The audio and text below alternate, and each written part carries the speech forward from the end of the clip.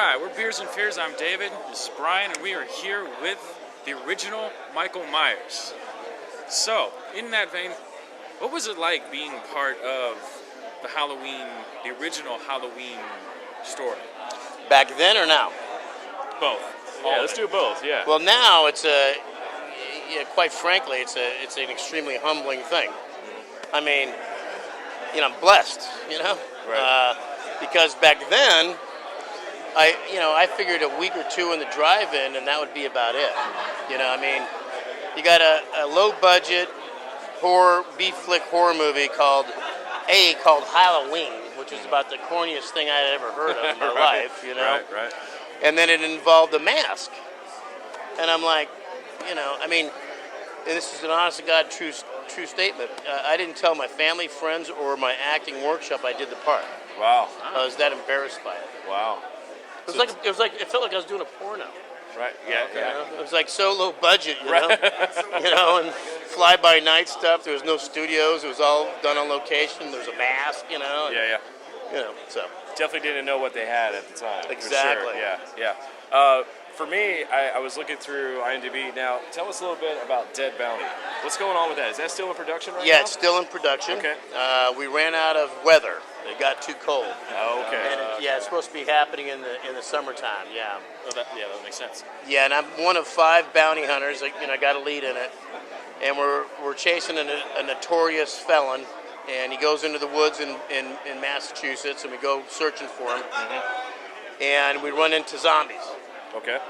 But it's not like your typical zombie movie in the sense that the way it's written and the storyline is all about how people are really in like real life, in day-to-day life.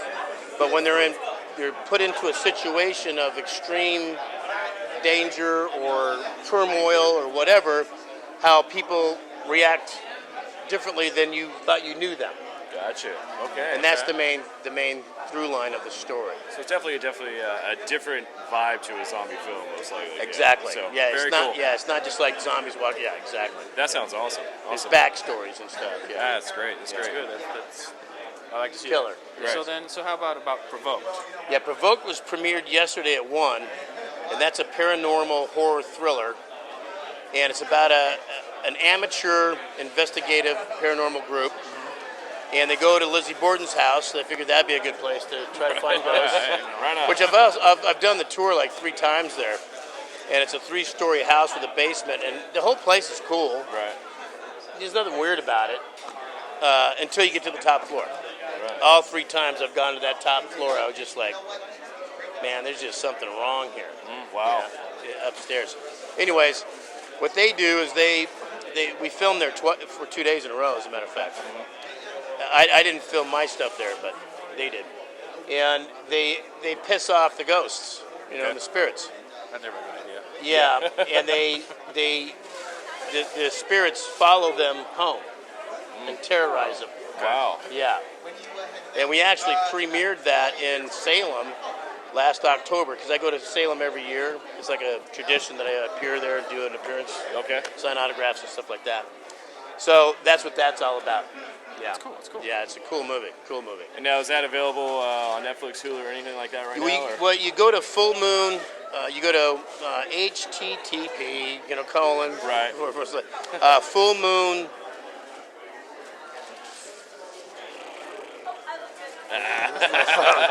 Full Moon. We got it. Wait a minute. Full Moon streaming. Okay. Oh no! I got it right here. Don't worry about it. No worries. It won't take 2 seconds because it is definitely worth seeing. I mean, That sounds awesome. the writer-director Jordan Pacheco has got it going on. He's great. Okay, here it is. It's fullmoonstreaming.com/wizard-movies/provoked. Awesome. All Now, right. is that linked onto your page on your Facebook? Yeah, it's right on Okay, my cool. wall. Yeah, Cool. thank you Well, very much for saying yeah, that. no problem. Yeah. We'll make sure that we Way to go, link that pal. You somehow. should be my manager. That's right. Last question for you. It has to do with the Halloween franchise again, and how do you feel, one, with the reboots that happen? It's always a loaded question. And two, if Is this censored or not? and no, it's what you want it to be. So yeah. Okay, cool.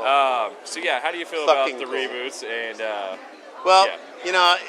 this week was the first time I got to meet Tyler, Okay. Okay. and I never met him before. Nice guy, and he's a nice guy. I like him, but I sure wouldn't want to be him. Right. Yeah. As opposed to me. That's true. Yeah. But I have never seen, granted, I'm a fan of Zombie's music, huge-wise. I love it. I love his music. And Devil's Rejects, House of a Thousand, Maniacs, all that stuff. Lords of Salem's was like, it's kind of weird, but it was okay. But I will not see the remake. You couldn't pay me to watch the remake. I just won't do it. Okay. Just won't do it. Because it's not really the same movie. Yeah. No, not definitely. even, kind No, it's not even. There's no mystery about who Michael Myers is. He's a big old monster now, and there's a backstory. Right. It's like, right. please, it's like an ABC after school special or something. And now you know. Yeah, exactly. Hallmark Theater or something. Yeah. Life Channel or whatever they call that thing. Yeah. Well, I think you definitely hit on something. I mean, the mysterious part of the original Halloween. I mean, you got the William Shatner mask cut to pieces, Right. and it scared the hell out of me. I mean, one of the first movies I watched in the horror genre was this, and the scene that still gives me chills is when she thinks that you are dead, and all of a sudden you do like the WWF Undertaker pose, and Right. pop up, look at her, and go at her, and I was like, oh crap, So. It's just one of those films that last a lifetime. And Yeah, I mean, 36 years I'm doing conventions, and Right. it's still this popular. It's unbelievable. that's fantastic. It's a humbling thing. The thing about the mask is, Michael Myers had the clown mask when he was, a kid, Yes. right? Yeah. Well, they pretty much knew, which I didn't know until after I signed the contract, and neither did my agent. But I was a starving actor and needed the money. But she didn't. She just said I had to play a psycho. Okay. On the interview, when I talked to John Carpenter and Urban Yablans for 15 or 20 minutes, they never mentioned a mask. Wow. Okay? So I get on the set, my first day, and that's when they showed me, well, you got to wear this mask. But I already signed a contract, so I couldn't back out. Okay. Gotcha. And the only reason why I did was because it's done on Pleasance, But anyways, Yeah. they didn't know what mask they wanted. Tommy Lee Wallace, who's a friend of mine, he helped edit the movie and is a production designer on the movie. He was in charge of trying to find a mask.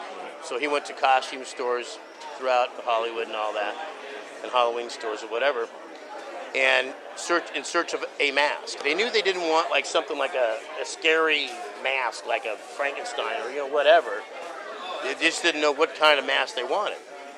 And he came across the William Shatner mold from the Star Trek episode, and he said he stared at it, stared at it and thought, this could work because it's so subtle and faceless, it's featureless. You know what I mean? And that's how it came about. Plus, it was only $1.89 a piece for the mask. There you go. Yeah. That's what he told me. Swear to God, that's a true story. That's awesome. So they painted it white, changed the eyebrows, and changed the hair. Right. And that's how that Michael Myers mask came about. And one of the most iconic figures in the horror genre. Unbelievable. Yeah. No, it was a perfect storm, guys. Yeah, totally. Yeah. I mean, even down to the music. Mm-hmm. The music, they had a guy that was going to do the music, but they ran out of money, so they couldn't afford the guy to do the music. They didn't know what kind of music. Mm-hmm. They just hired a professional music guy to do the musical thing for the movie, right? Well, they ran out of money, couldn't do it. John Carpenter was an amateur musician, so he just got on the keyboard and did that thing. Mm-hmm. And that's how the music came about. Wow. Perfect storm. That's amazing. That's It's awesome. crazy. Yeah, it really is. It's crazy. It really is. It's excellent. just meant to be. Just unbelievable. Yeah.